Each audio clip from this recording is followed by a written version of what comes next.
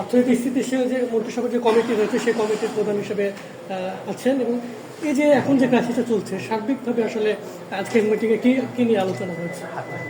না, মূলত এখন তো এনার্জির যেটা তেল গ্যাসের যে সমস্যা এটা নিয়ে আলোচনা হয়েছে, এবং যুক্তরাষ্ট্র থেকে এলএনজি ইম্পোর্ট করার ব্যাপারে লং টার্মে আমরা কী করতে পারি এটা একটা বিষয়। আর ইতিমধ্যে যুক্তরাষ্ট্র রাশিয়াকে তো ওয়েভার দিয়েছে,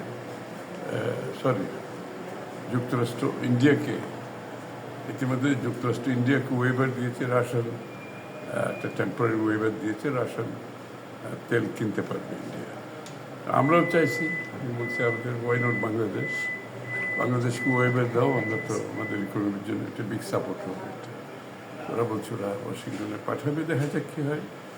আর সার্বিকভাবে যুক্তরাষ্ট্র এবং বাংলাদেশের বিনিয়োগ, ট্রেড সব কিছু এবং নিয়ে আলোচনা হয়েছে, এবং আরও অন্যান্য ক্যাপাসিটি বিল্ডিংয়ের ব্যাপারে সরকারি বিভিন্ন সংস্থা সেটাও আলোচনা হয়েছে।